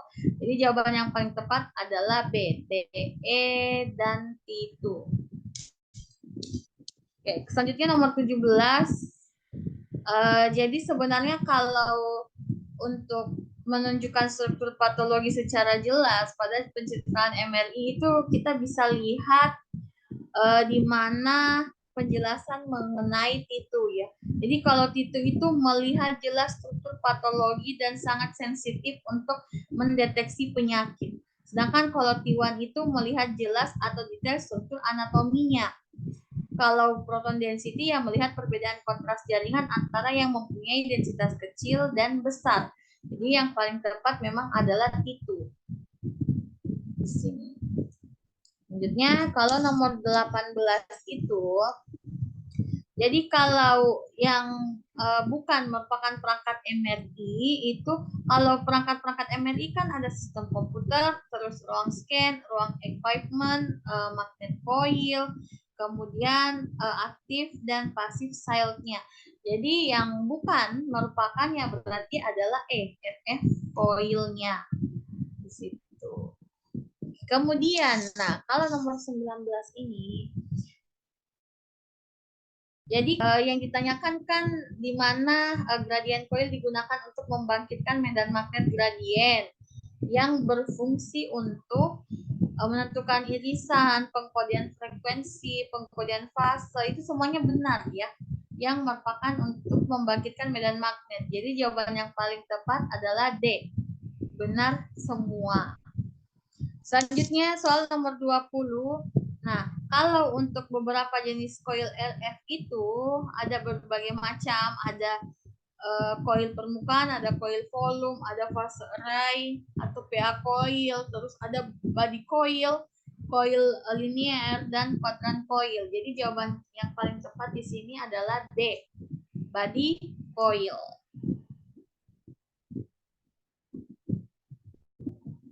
Nah, kemudian kalau di nomor 21, nah di sini di mana kalau kita berpatokan pada MLI pulsa sequence itu kan berbagai macam ya. Di situ di mana memang ada spin echo sequence, terus ada inversion recovery sequence, terus ada gradient echo sequence, ada DWI, ada spiral pulsa sequence, ada saturation recovery sequence, ada echo planar pulsa sequence. Jadi kecuali yang tidak ada dari yang saya sebutkan ya berarti ada D, radio frekuensi sequence. Itu yang bukan merupakan MRI pulsa sequence ya. Kemudian kalau di nomor 22 ini, jadi kalau PD atau proton density itu memang rendah seperti paru ya, yang menghasilkan sinyal rendah. Sehingga kalau SNR juga rendah, jadi kemungkinan dengan PD-nya itu tinggi seperti pelvis, ya akan menghasilkan memang sinyal yang tinggi, sehingga SNR-nya juga tinggi. Tapi kalau berpatokan di soal ini, di mana daerah dengan PD atau proton density rendah seperti paru, ya akan menghasilkan sinyal yang rendah juga. Jadi jawaban yang paling tepat adalah B, rendah. Next, soal nomor 23. Nah, kalau di soal nomor 23 ini, parameter dan trade-off ini merupakan suatu parameter dengan trade berdasarkan dengan apa yang biasa menjadi ketentuan, yaitu memang di situ yang paling tepat adalah D, yaitu menurunkan waktu pencitraan MRI secara proporsional. Yang memang akan berpengaruh, ya berarti jawaban yang paling tepat adalah D, menurunkan waktu pemeriksaan. Kemudian di nomor 24, ini kan di mana merupakan rentang frekuensi yang terjadi ya pada sampling data yang pada objek yang di-scan di situ. Nah, yang paling tepat mungkin adalah receive bandwidth ya, di mana memang rentang frekuensi yang terjadi pada sampling data pada objek yang di-scan. Jadi jawaban yang paling tepat adalah D. Receive bandwidth seperti itu. Kalau kita pada CNR atau contrast to noise ratio itu merupakan memang perbedaan SNR antara organ yang berdekatan.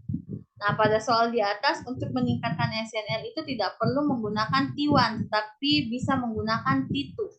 Jadi jawaban yang paling tepat adalah B, yang kecuali berarti kecuali menggunakan T1 di situ. Karena lebih baiknya menggunakan itu ya kalau untuk melihat peningkatan CNR. Nah, nomor 26. Di sini untuk meningkatkan spatial resolution dapat dilakukan dengan cara ya slice thickness yang tipis, terus matriks yang halus atau kecil, FOV yang kecil, terus menggunakan rektangular asimetris FOV bila memungkinkan. Jadi yang paling tepat di sini adalah B, slice thickness yang tipis. Kemudian nomor 27. Nah, di sini yang merupakan bahwa ini merupakan salah satu cara untuk mengurangi waktu scanning. Nah, salah satu cara untuk mengurangi waktu scanning di mana memang sebenarnya skin time atau waktu scanning itu kan dipengaruhi oleh fase encoding dan next. Untuk mengurangi waktu scanning dapat dilakukan dengan cara ya di mana TR jumlah jadi di mana TRI-nya itu sependek mungkin, matriks yang besar, next atau NSA-nya itu sekecil mungkin. Jadi jawaban yang paling tepat adalah B. Ya, jawaban yang paling tepat adalah B. TR itu sependek mungkin di situ. Oke, selanjutnya nomor 28.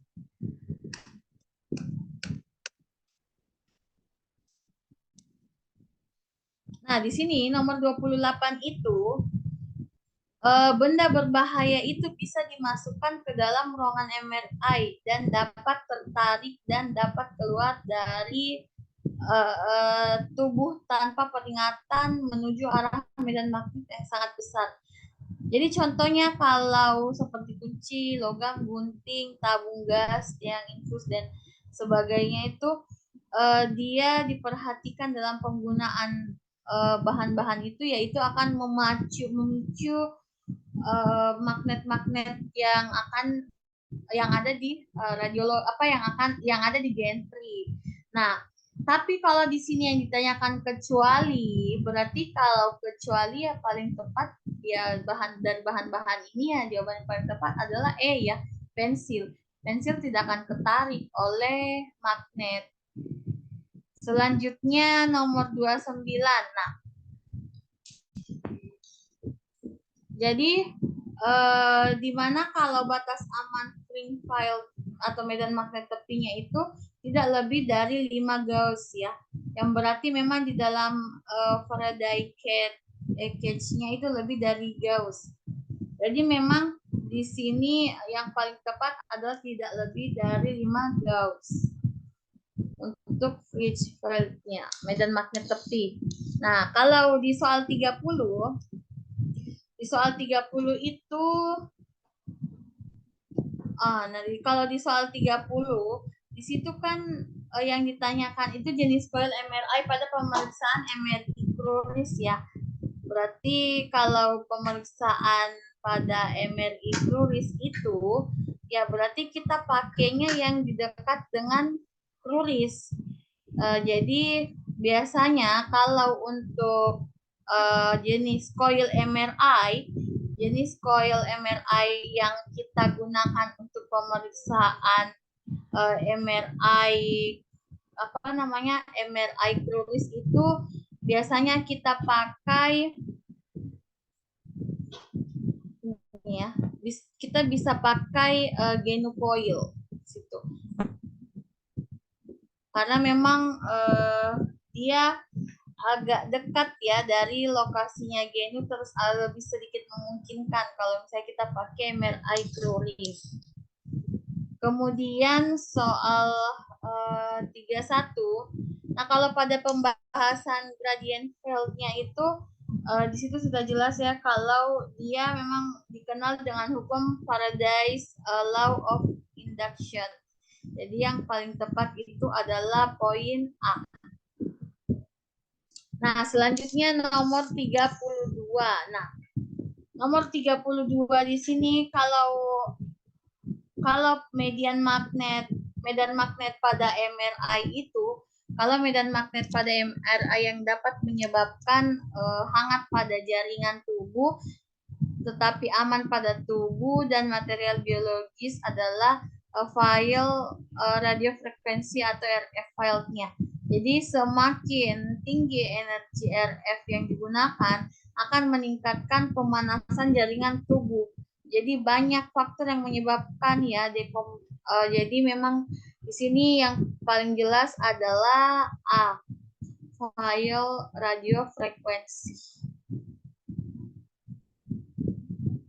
Selanjutnya nomor 33. Jadi selain EEG itu semua alat monitor tersebut di atas itu harus selalu ada di ruangan MRI ya untuk mengantisipasi pasien yang demikian. Jadi jawaban yang paling tepat adalah poin D, EEG.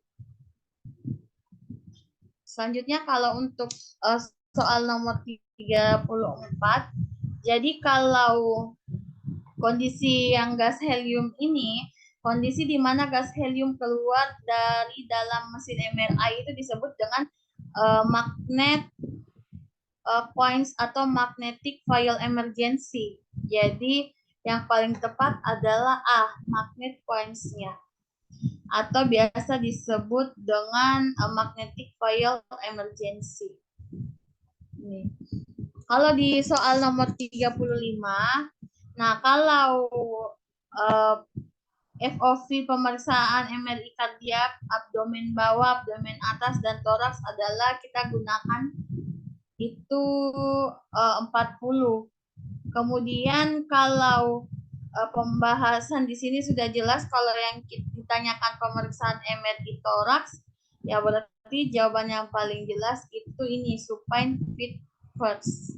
Kalau MRI toraks ya dia supine terus ya feet first ya pertama. Nah ini tadi untuk FOV pemeriksaan MRI kardiak. Nah biasanya FOV pemeriksaan MRI kardiak, abdomen bawah, abdomen atas, dan toraks itu FOV-nya yang kita gunakan D ya 40. Selanjutnya nomor 37. Nah, kalau FOV ankle itu yang biasa digunakan adalah 18. Jadi jawaban yang paling tepat adalah D. Selanjutnya kalau slice thickness yang digunakan MRI Cruris. Yang paling tepat itu biasanya kalau slice thickness yang biasanya digunakan pemeriksaan MRI Cruris itu 6 mm. Biasanya kalau untuk slice thickness MRI Cruris. Kalau slice gap pada pemeriksaan MRI Manus itu adalah sudah jelas ya kalau untuk slice gap pada pemeriksaan MRI Manus ya berarti nilainya cukup 0. Jadi jawaban yang paling tepat adalah A. Nah, kalau nomor 40 untuk slice gap pemeriksaan MRI cervical berarti yang paling tepat itu ini 0,3 slice gap-nya. Nah, sudah jelas seperti itu.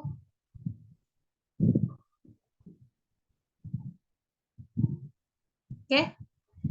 Jadi jawaban yang paling tepat adalah 0,3 untuk MRI cervical.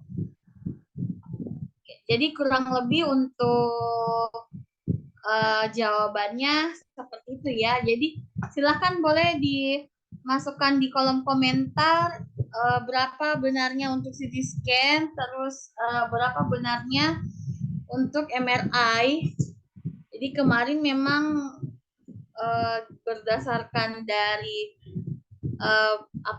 yang naik itu yang ada memang sebenarnya kalau untuk yang radiografer terampil memang MRI dan CT scan yang basic atau dasar itu masuk mencakup. Radioterapi juga yang basic dan dasarnya itu memang mencakup di keterampilan kita. Oke, yang CT Fuad Muhammad itu CT-nya 26 benar, MRI 22. CT-nya banyak ya benarnya untuk CT scan. Kalau MRI kadang memang untuk nilai-nilai parameter-parameternya itu memang kita harus bisa membedakan baik dari nilai-nilai FOV, TR, TE, slice gap itu harus disesuaikan. Memang betul-betul kita harus mengetahui nilai nominalnya untuk nilai parameternya itu harus segitu supaya tidak kebalik-balik atau ketukar-tukar. Kadang memang yang buat kita bingung yaitu yang nilai TR sepertinya apa nilai TI, TE seperti itu. Jadi kita harus betul-betul pastikan nilai-nilai parameter untuk MRI berapa.